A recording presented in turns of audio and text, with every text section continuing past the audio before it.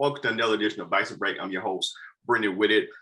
With us is fellow Howard alum and Atlanta Journal-Constitution Falcons beat writer, award-winning beat writer, D. Orlando Ledbetter. Thank you so much for making time. This is really, really cool because I know you guys are in the thick of it with the NFL just starting. Sure, no problem. Thanks for having me on the show, and just got the first week in and ready for some more football. Absolutely. Well, all right. I really wanted to ask you, I like to get into getting to know people a chance away a little bit from their from just their profession. So this is Bison Break, so we like to get a chance to know you a little bit more. So if someone's making a biopic about your life, who's going to play you? Who's going to play D. Orlando Ledbetter in the movie? Oh, that's easy. That's Denzel. There you go. Yes, there you go. That's it. Hey, King Kong ain't got nothing on you, bro. Got nothing on me. Yes, sir. That's the easy one. And your go-to comfort meal when you're just like, man, I just really want this specific thing. What are you looking for? This is started at Howard was Chip Ahoy cookies. Stressful during those finals periods, and I took them with me to law school at University of Cincinnati. Yeah, I got to get a big old bag of cookies, and I'm gonna go through them cookies while I'm studying and getting ready to take my finals and so forth. Well, I'm glad you mentioned your education. Well, let's start there. What made you choose Howard in the first place? Where you got your journalism degree? Well, my aunt is alum. She's a rocket scientist, a professor at UCLA. So we had some family tradition there. I was in Ohio. Was going to go to Ohio State, but my mom said, "Hey, give me a year at Howard and see if you, if you don't like it, you can come back and go to Ohio State." I'm in Cleveland, so of course, after the first weekend and the campus pal trip down to King's Dominion, I was good with Howard, and Howard was good with me. And did you always know that you wanted to? That you wanted to go into journalism full time, because you mentioned you then got your JD from Cincinnati. Yeah, I wrote it in high school and at the student papers. One thing I came to Howard knowing I could do. Wrote 38 articles as a freshman for the Hilltop, and Dr. Cogwell kind of saw that. He was head of the journalism department at the time, and then they started pushing me for internships that next year. Started at the Washington Afro-American, but in the middle of the summer, I ended up at the Newport News Daily Press down in Virginia, and started on that track, and ended up being the editor-in-chief for the Hilltop after Isabel Wilkerson and Janice McKnight. Well, I want to ask. No, go ahead. Well, Lynn Scott was my editor as a freshman, so I have to give all my lady editors a shout out. Absolutely. Well, I wanted to ask you about that. What would you think is your biggest takeaway that you maybe still go to today from what you learned at Howard in terms of your writing and how that's colored how you do it now?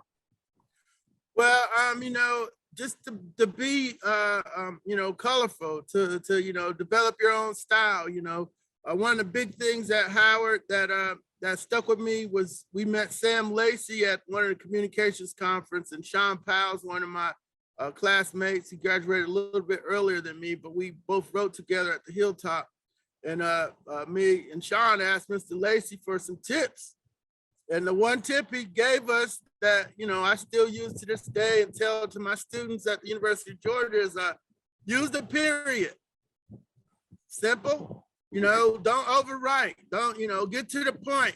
Nowadays we talk about people doing too much. Sometimes you do too much with your writing. So use a period, keep it to one thought, and keep it moving. So what is it like when you're the Atlanta Falcons beat writer, and I'm a NFC South guy myself. I'm a Carolina Panthers fan and followed them and covered them in various locations.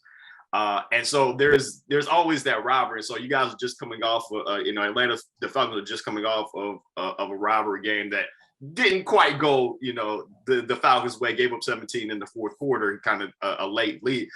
What is it like being, writing those things and like seeing kind of the fan feedback after like a tough loss like that? It's gotten, it's with the digital era now, I saw the fights on on social media.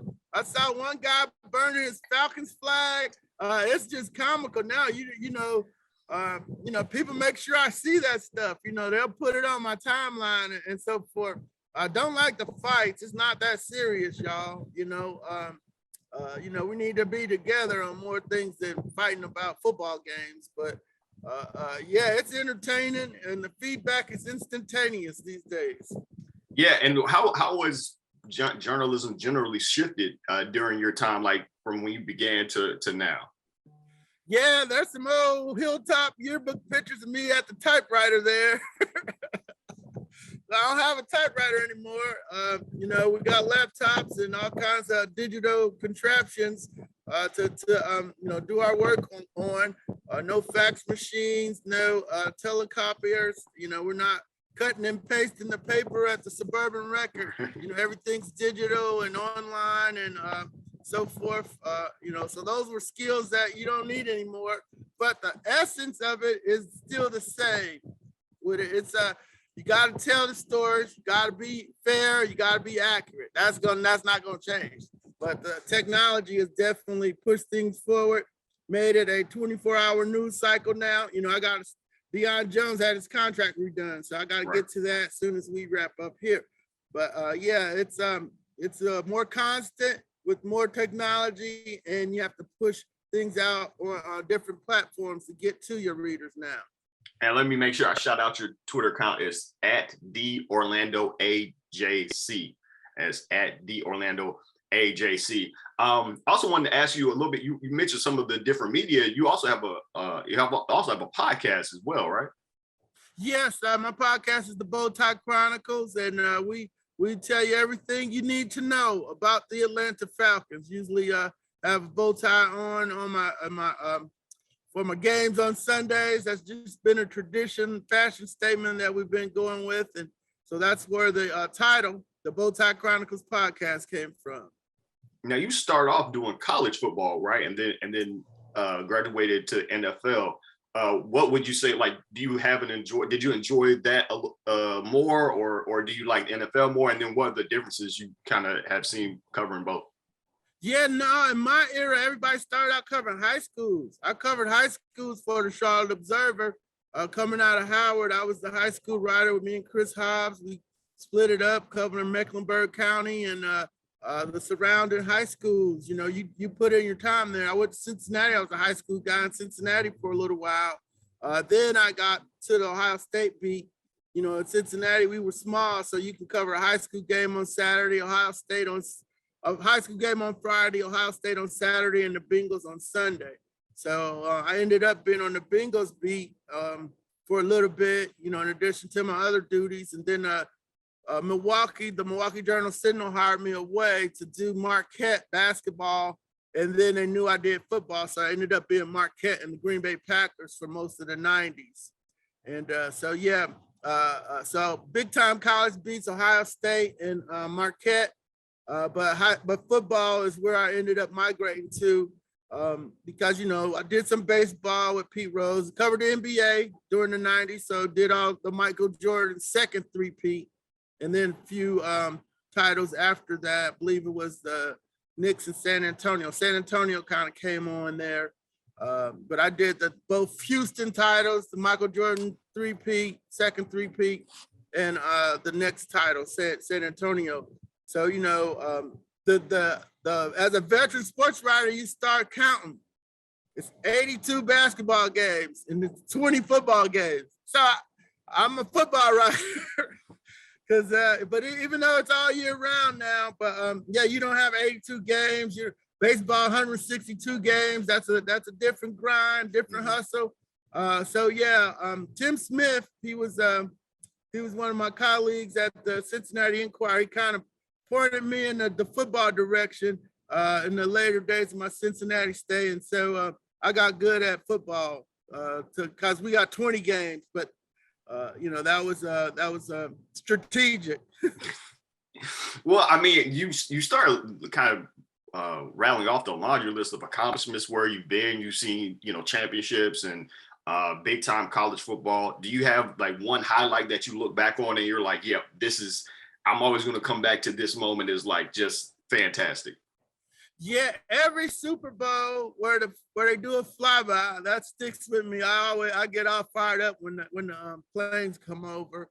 And then the other one is I covered the Sydney Olympics in 2000 in Australia, and that's been my favorite one. Favorite thing was the closing ceremonies with Men at Work.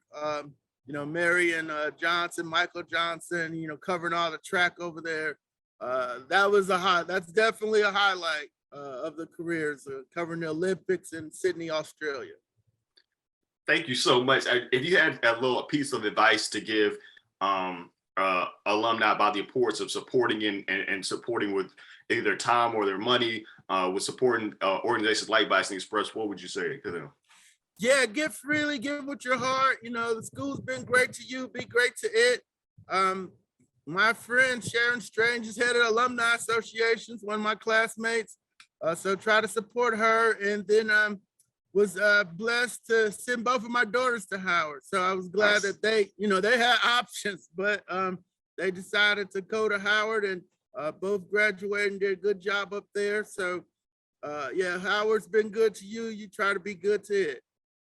I love that. And Howard also will be hosting a Hall of Fame induction and banquet September 30th at 7 p.m. You can get tickets at bisonexpress.org. Just go to the induction and banquet header.